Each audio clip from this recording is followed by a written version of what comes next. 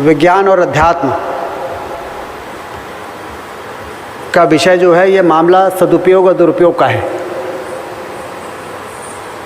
यदि विज्ञान और टेक्नोलॉजी का सदुपयोग होगा तो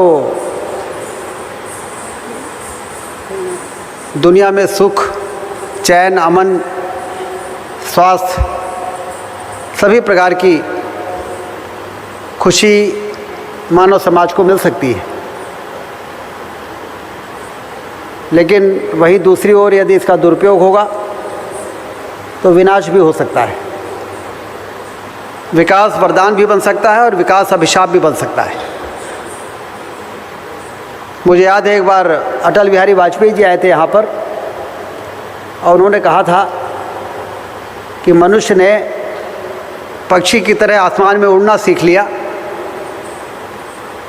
समुद्र में मछली की तरह तैरना सीख लिया, लेकिन मनुष्य ज़मीन पर इंसान की तरह चलना नहीं सीख पाया है। ये उस समय की बात है जब टेक्नोलॉजी और साइंस ने उतनी तरक्की नहीं की थी, उस तरक्की का सपना देख रहे थे। लेकिन आज तो आर्टिफिशियल इंटेलिजेंस की बात हो रही है। आज और ज़्यादा साइंस ने तरक्की कर ली है। अब तो सारी दुनिया हमारे मोबाइल पर है। एक और देश और समाज की में खुशहाली रहे, इसका चिंतन करने वाली संस्थाएं हैं, जैसे ब्रह्म कुमारीज़ है। वहीं दूसरी ओर समाज को तोड़ने वाली शक्तियां भी सक्रिय हैं। यदि ऐसा नहीं होता तो जिस तरह से दुनिया विश्व युद्ध की ओर बढ़ रही है, इसके बारे में हम कल्पना नहीं कर सकते थे। लेकिन हमें इस खतरे से अनजान भी नहीं रहना है। रूस और यूक्रेन की लड़ाई वर्तमान में जिस प्रकार से चल रही है, मिसाइलें दागी जा रही हैं, हजारों की संख्या में लोग मौत के नींद में सुलाए जा रहे हैं। इसका मतलब मानवता के सामने बहुत गंभीर खतरा पैदा हो गया है। इस खतरे का सामना कैसे होगा, ये यक्ष प्रश्न है, जिसके लिए मैं समझता हूँ कि ब्रह्म कुमारीज़ ने अपनी सामाजिक और नैतिक जिम्मेदारी को महसूस करते हुए ग्लोबल समिट का आयोजन किया है। ये प्रासंगिक है, ये समय की मांग है। यदि आज दुनिया इस बारे में विचार नहीं करेगी तो आने वाली पीढ़ी इसको भुगतेगी और इसका दोष वर्तमान पीढ़ी पर आएगा, हम लोगों पर आएगा कि हम लोगों ने समाज को जागृत नहीं किया। हमने उनको क्या सही है क्या गलत है इसका रास्ता नहीं दिखाया। हमने इनको शांति का पाठ नहीं पढ़ाया और इसलिए आने वाली पीढ़ी हमको दोषी मानेगी। इसलिए हमारी ये जिम्मेदारी है कि हम मनुष्य को प्रेम, करुणा, मैंने एक बार सुना था कि मनुष्य के अंदर इतना प्रेम होना चाहिए कि वो ओवरफ्लो होने लगे, प्रेम बहे मनुष्य के व्यक्तित्व से। यही तो शिव बाबा ने हमको सिखाया है, यही तो प्रकाशमणि दीदी जी ने हमको सिखाया है। और इतनी मजबूत फाउंडेशन उन्होंने स्थापित की है कि 37 से लेके आज तक ब्रह्म कुमारीज़, भले विकृतियां बढ़ी हों, लेकिन ब्रह्म कुमारी इंस्टीट्यूशन का हौसला कम नहीं हुआ है। वो हौसला भी उसी प्रकार से बढ़ता चला गया और इसे लोग आशा भरी नज़रों से देख रहे हैं इस प्रकार के संस्थानों को, कि रास्ते से भटके हुए लोगों को रास्ते पे लाने का काम ब्रह्म कुमारी जैसे इंस्टीट्यूट करेंगे। लोग आपको आशा भरी नज़रों से देख रहे हैं और इसलिए रास्ता क्या हो सकता है, अध्यात्म के क्या है, अध्यात्म कैसे मनुष्य को की आत्मा को परमात्मा से जोड़ता है, और मनुष्य क्या है? आत्मा के बिना मनुष्य, मैं आप ही की पुस्तक में पढ़ रहा था सुबह की, शरीर तो वस्त्र है, आत्मा ही सब कुछ है। और यदि आत्मा के शुद्धिकरण का काम नहीं होगा तो मनुष्य कभी भी ना तो खुद सही रास्ते पे चलेगा और ना समाज को सही रास्ते पे चलने के लिए प्रेरित कर सकेगा। इसलिए आत्मा को शुद्ध करना, आत्मा को मजबूत करना। पंडित दीनदयाल उपाध्याय जी कहा करते थे कि 4 प्रकार के सुख मनुष्य के लिए जरूरी है: मन, बुद्धि, आत्मा और शरीर। मन का सुख, जब हम जाते हैं और कोई चीज़ हमारे मन की हो जाती है तो हमारा मन प्रसन्न हो जाता है, हम कहते हैं आज मन प्रसन्न है। दूसरा है बुद्धि का सुख। कोई साइंटिस्ट ने कोई चीज़ पर रिसर्च कर रहा है और जिस रिसर्च को कर रहा है उसका परिणाम मिल गया तो वो अपने बुद्धि का सुख, उसको लगता है कि मैंने ये आविष्कार किया है, वो बुद्धि का सुख है। और तन का सुख, मनुष्य को भोजन, वस्त्र, आवास, गाड़ी, ये जब सुख प्राप्त हो जाते हैं तो वो तन का सुख है। लेकिन जो चौथा सुख है वो सबसे महत्वपूर्ण सुख है, आत्मा का सुख। मनुष्य कहता है ना, जब कोई माँ आती है और बच्चा दौड़ के उसके छाती से लिपट जाता है तो उसको आत्मिक सुख मिलता है, आत्मा का सुख हो जाता है। मनुष्य कहता है कि मुझे आत्मिक प्रसन्नता हुई है। तो सबसे अच्छा सुख माना गया है आत्मा का सुख। और आत्मा के सुख के लिए रास्ते क्या हो सकते हैं, आत्मा की शुद्धता कैसे हो सकती है, ये हमारी बहन ने अभी हमको मेडिटेशन करा के एहसास कराया है। मैं सुबह 3:30 बजे आज उठ गया था और 4 बजे मैं आपके मेडिटेशन हॉल में पहुंचा था और 45 मिनट हमने वहाँ पर मेडिटेशन किया। हालांकि मेडिटेशन मैं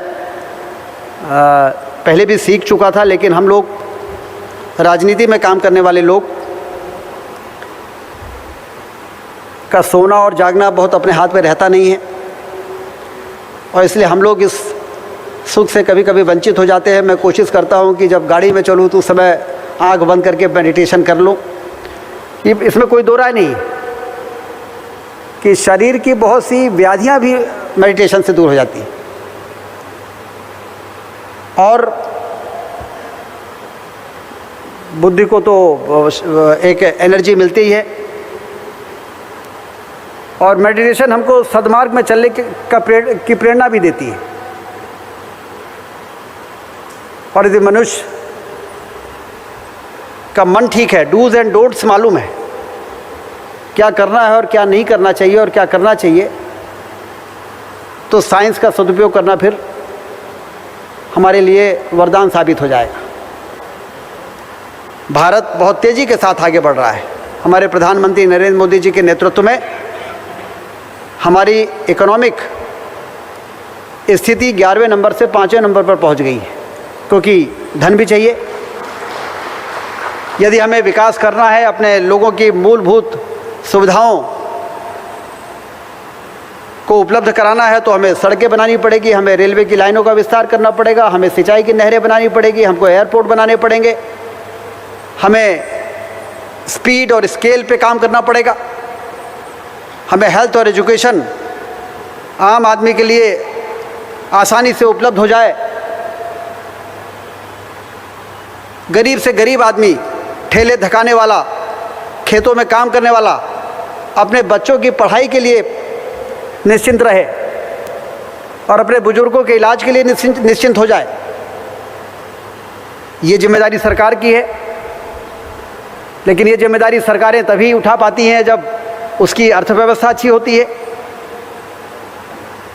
तो हम सब के लिए बड़ी संतोष की बात है, बहुत प्रसन्नता की बात है कि हमारे देश की आर्थिक स्थिति जो 11वें नंबर पर थी, जो हमारे यहाँ मूलभूत सुविधाएं लोगों को मिल सके, वो उपलब्ध कराने की स्थिति में हमारी सरकारें नहीं होती थी। कितना दुर्भाग्य है। कि इस लोकतंत्र में लोग मतदान केंद्रों में लंबी लंबी लाइनें में एक एक घंटे इंतज़ार करके वोट डालते हैं, और बाद में वो पीने के पानी की समस्या, बिजली की समस्या को लेके नेताओं के चक्कर लगाए। इससे बड़ा और दुर्भाग्य क्या हो सकता है? क्या ये लोकतंत्र को वरदान बनाना हमने बना दिया है? क्या हम दावा कर सकते हैं? और इसके लिए ज़रूरी है कि देश की आर्थिक स्थिति बेहतर हो, जिससे 125 करोड़ 140 करोड़ की जनसंख्या वाले देश के लोगों की बुनियादी आवश्यकताओं की पूर्ति सरकार कर सके। और इसके लिए हमारी बढ़ती हुई तेज़ी के साथ अर्थव्यवस्था ने विकास के दौर खोले हैं। हमारे प्रधानमंत्री ने कहा है कि 11वें नंबर से 5वें नंबर पर पहुंचने के बाद आने वाले 5 वर्षों में हम अपनी अर्थव्यवस्था को तीसरे नंबर पर कर देंगे। अभी हमसे आगे जर्मनी है, जापान है, चाइना है और अमेरिका है।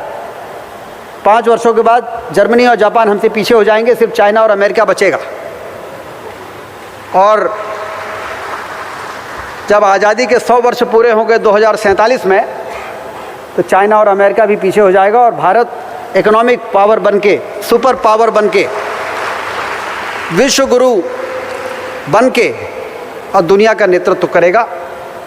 ऐसा सपनों के भारत के निर्माण का महायज्ञ हमारे देश में चल रहा है, और इसलिए हमारा भविष्य बहुत बेहतर है। लेकिन फिर से वो सवाल खड़ा होता है कि यदि विकास की पराकाष्ठा को हम प्राप्त कर लेंगे तो कहीं कुरीतियाँ तो और विकृतियाँ तो हमारे समाज को सही गलत दिशा की ओर तो नहीं ले जाएंगी। मैं एक राज्य का नाम नहीं लेना चाहता, लेकिन एक समय था जब हम लोग अपने क्षेत्र में उदाहरण के रूप में कहते थे, सिंचाई बहुत अच्छी होने के कारण, कि हम सिंचाई के क्षेत्रफल को बढ़ाकर अपने राज्य को फलाने राज्य की तरह बनाने का काम करेंगे। लेकिन बाद में वहाँ पर समृद्धि कुरीति लेके आ गई और फिर वहाँ पर नशा और मादक चीज़ें ने वहाँ की पीढ़ियों को ख़राब करना शुरू कर दिया। तो हम लोगों ने फिर उस राज्य का उदाहरण देना बंद कर दिया। पहले कहते थे कि हम उस राज्य की तरह विकास करेंगे, बाद में जब देखा कि उस राज्य के बारे में इस प्रकार की रिपोर्टें आ रही हैं, ये उड़ता हुआ राज्य है, तो फिर हम लोगों ने वो उदाहरण बंद कर दिया कि हमें ऐसा विकास नहीं चाहिए जो हमारी पीढ़ियों को बर्बाद करे। ये विकास अभिशाप बनता है। फिर इस विकास को वरदान बनाना है, लोकतंत्र को हमको वरदान बनाना है,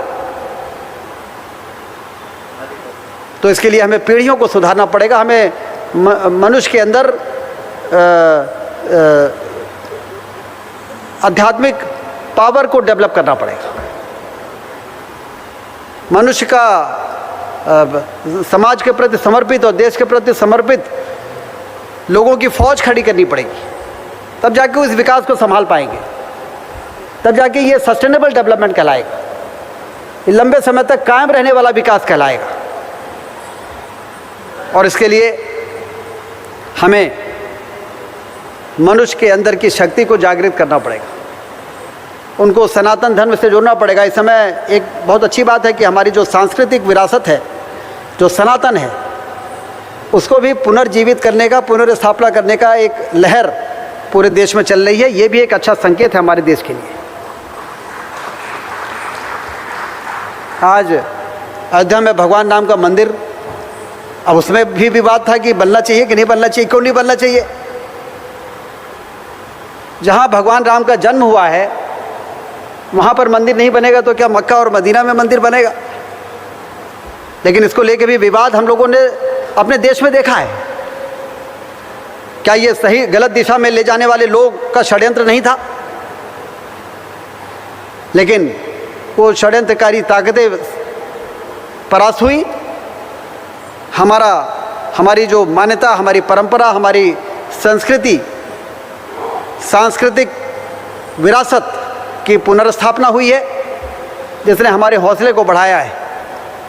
आज लोग सनातन को समझने लगे हैं, सनातन से अध्यात्म की ओर मुड़ने लगे हैं। ये सनातन और अध्यात्म, ये हमें भगवान से, हमारी आत्मा को परमात्मा से जोड़ता है,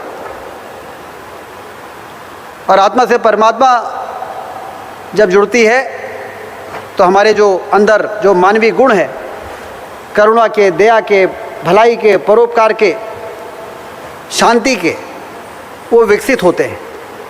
और ये गुण यदि मानव के विकसित हो गए तो दुनिया की कोई ताकत नहीं है। हालांकि वसुधैव कुटुंबकम के मंत्र को हम चलते हैं, ब्रह्म कुमारीज भी हमेशा यही कहती है कि सारा दुनिया एक परिवार है। वसुधैव कुटुंबकम, मानो सभी हमारे भाई हैं एक दूसरे के। हमें सभी के कल्याण के बारे में सोचना है। सर्वे भवन्तु सुखिनः सर्वे सन्तु निरामया, सभी सुखी हों, सभी निरोगी हों, सभी का कल्याण हो। ये पवित्र भाव ईश्वरीय भाव हैं जो मानव जाति के कल्याण के लिए हैं, मानव जाति के विकास के लिए विज्ञान और टेक्नोलॉजी है,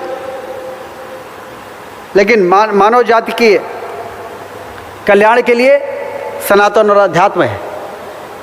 और इसलिए इन दोनों का जब आपने बहुत अच्छा टॉपिक है, bridging science and spirituality for sustainable development, इसमें सब कुछ समाहित है आपके इस विषय पे। इस विषय पे हम सबको लगातार चिंतन मंथन करते हुए और इस प्रकार के जो केंद्र हैं उनके प्रति समाज को एक अच्छे भाव, क्योंकि पॉजिटिव और नेगेटिव लोग तो हर जगह हैं। आप कितना भी अच्छा काम करें, आपके कमियों को ढूंढने वाले भी लोग हैं। वो नेगेटिव मेंटलिटी है वो। लेकिन पॉजिटिव मेंटलिटी ये है कि इतना बड़ा संस्थान, हजारों लोग, मैं तो सुबह जब यहाँ पे घूम रहा था तो मैंने पूछा कि यहाँ कितने लोग, कहीं कि जब यहाँ पर कोई कार्यक्रम होता है तो 20 से 25 हज़ार लोग यहाँ पर आते हैं। अकेले आपका ये हॉल है 20,000 लोगों का। हम लोग तो राजनीतिक कार्यक्रम करते हैं तो 20,000 लोगों के लिए बहुत लंबा चौड़ी तैयारी करनी पड़ती है। आपने परमानेंट तैयारी कर ली है।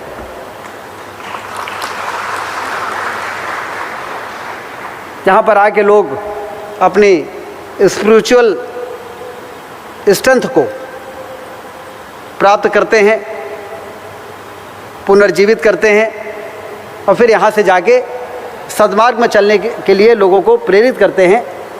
और इसलिए यहाँ पर आकर मुझे आप सबसे मिलकर बड़ी प्रसन्नता हुई है। लिया है, इसको देश और दुनिया के लोग देख रहे हैं और इसे देश और दुनिया के लोगों के दिल और दिमाग में असर पड़ेगा और गलत दिशा में जाने लोग सही दिशा में आएंगे।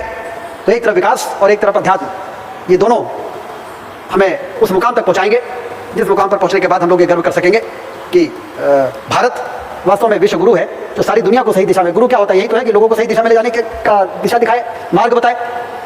तो भारत, स्वामी विवेकानंद जी ने कहा था 1893 में शिकागो में, और जब उन्होंने धर्म सभा में भाषण दिया था स्वामी विवेकानंद जी ने सारी दुनिया के धर्म गुरुओं के सामने, और जब उन्होंने कहा था कि my dear sisters and brothers, तो पूरा हॉल के लोग खड़े होकर और तालियां बजाने लगे, क्योंकि वहाँ पे लेडीज एंड जेंटलमैन ही कहते थे लोग। ब्रदर्स एंड सिस्टर जैसा दिल को छूने वाला शब्द पहली बार स्वामी विवेकानंद जी के मुखार वृंद से दुनिया के लोगों ने देखा।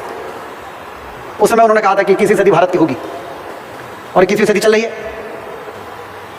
2047 में 100 वर्ष पूरे हो जाएंगे आज़ादी के, 21वीं सदी का मिड वे आ जाएगा और उस समय भारत आर्थिक महाशक्ति बनकर दुनिया का नेतृत्व करेगा। और भारत नेतृत्व करेगा तो दुनिया सही दिशा में चलेगी। भारत का नेतृत्व दुनिया के लिए जरूरी है। इजराइल और फिलिस्तीनी कितने आपस में जानी दुश्मन है, लेकिन फिलिस्तीन के राष्ट्रपति ने एक बार कहा था कि हमारी लड़ाई को अमेरिका और चाइना नहीं समाप्त करा सकती, हमारी लड़ाई को यदि कोई समाप्त कर सकता है तो भारत के प्रधानमंत्री समाप्त करा सकते हैं। इसका मतलब यह है कि दुनिया को शांति का पाठ पढ़ाने का काम सिर्फ भारत कर सकता है। इसलिए भारत को विश्व गुरु के स्थान पर पहुंचने की दिशा में जो चल रहा हमारा मिशन है, जो अभियान है, वो पूरा होना चाहिए। और इसलिए भारत के नागरिकों की सबसे बड़ी जिम्मेदारी है कि भारत जिस महान लक्ष्य को प्राप्त करने के लिए आगे बढ़ रहा है उसमें हम सब सकारात्मक भूमिका निभाएं। यहाँ से जाने के बाद हम सब लोग जहाँ भी हमारा कार्य क्षेत्र वहाँ पर लोगों को प्रेरित करें और उनको अध्यात्म सनातन से, क्योंकि अब तो गाड़ी चल पड़ी है साइंस और टेक्नोलॉजी वाली, उसको तो अब रुकने वाली नहीं है। अब हमें अध्यात्म और सनातन वाली गाड़ी को पहले नहीं चलाना पड़ेगा, तब जाके। नहीं तो यदि ये गाड़ी थोड़ा पीछे हुई और वो गाड़ी आगे हुई तो फिर वही होगा जो रशिया और यूक्रेन के कर रहे हैं। और इसलिए इस गाड़ी को थोड़ा सा साइंस और टेक्नोलॉजी वाली जो विकास की गाड़ी है उससे अध्यात्म और सनातन वाली गाड़ी उसे थोड़ा सा आगे चलानी पड़ेगी, जिससे कि विकास वरदान बन जाए। बहुत बहुत धन्यवाद। ओम शांति।